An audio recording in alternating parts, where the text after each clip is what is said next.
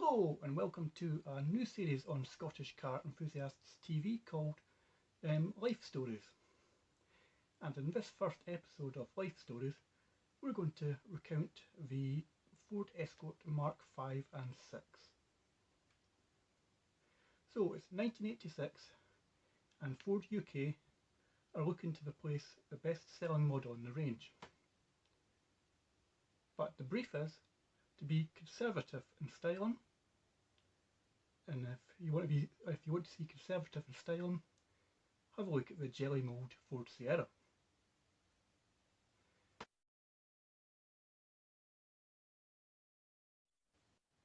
The Mark III Escort became the Mark IV Escort, a heavily facelifted Mark III.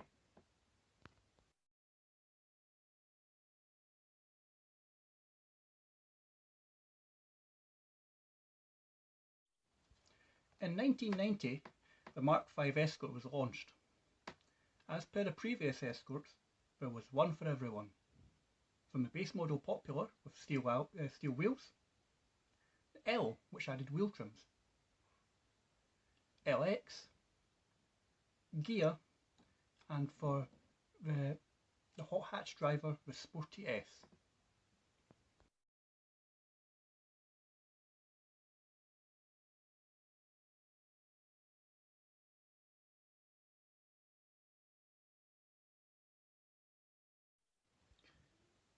Body styles included a hatchback, 3 and 5 door, a cabrio, and a load lugging estate.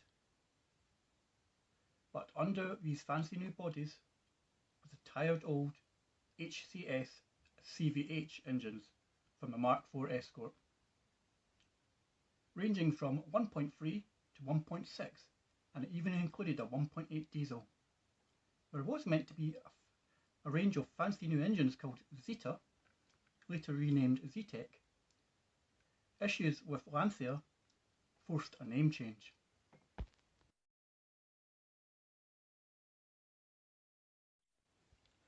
When the Mark V was launched, it was slated by the motoring press, and it could not match its competitors, which included the new Vauxhall Astra and the incoming Mark III Golf.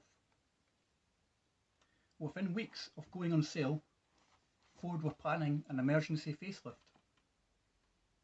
In the meantime, Ford offered us the first of the hot hatches, the return of the champ, the Escort RS 2000.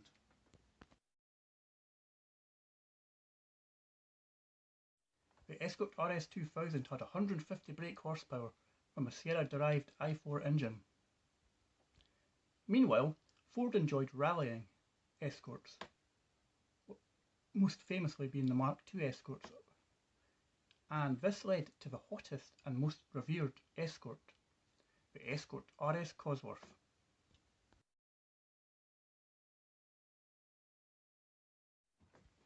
With its whale-tail spoiler and a huge laggy turbo, this was a supercar of its time in an Escort body.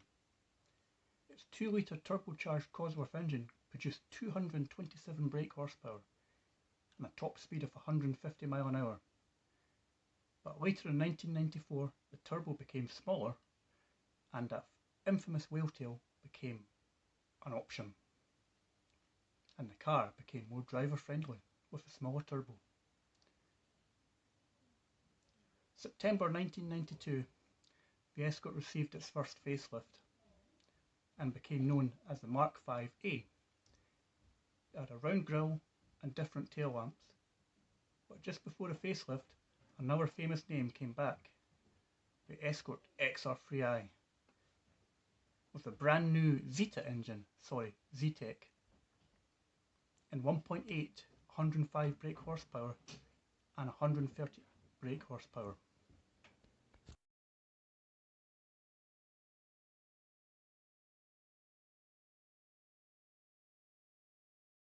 The Zetec engines would also feature in the LX and above in either 1.6 or 1.8 form. But the XR3i was short-lived.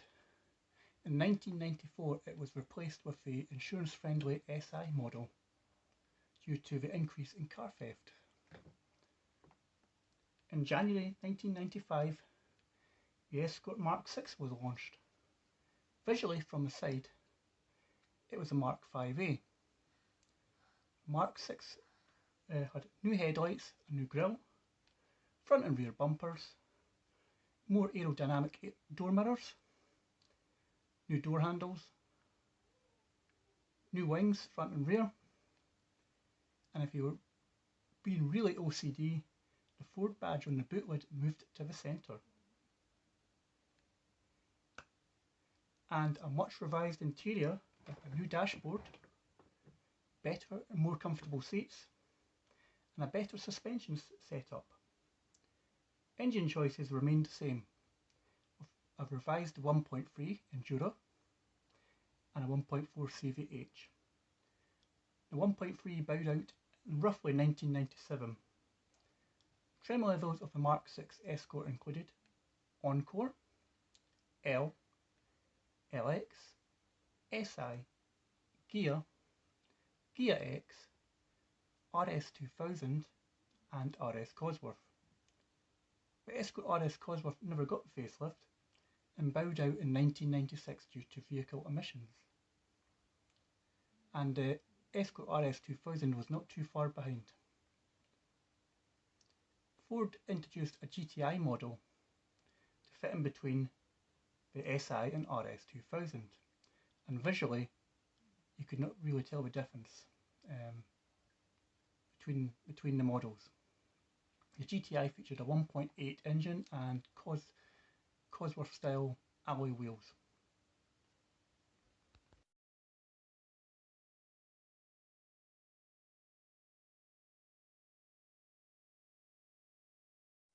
Meanwhile, behind the scenes in 1996-1997, Ford were getting ready to replace the Ford Escort with a radical new model. Would this radical new model carry the Escort name? In 1998, Ford announced the Escort would be replaced with the all-new Ford Focus.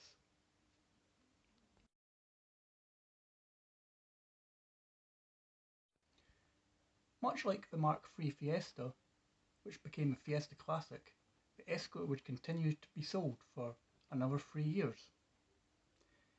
The Escort was affectionately called the Escort Classic, and it was available in just 2 trim levels, Flight and Finesse.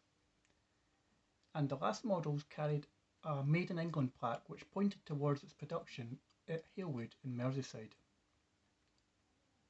The last Escort rolled off the production line in July 2000 and stock sold at Ford dealerships till 2001.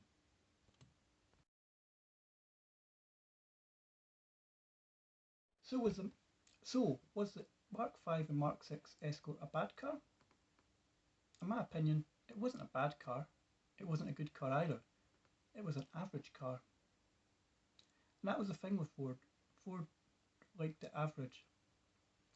And the Escort sold really, really well.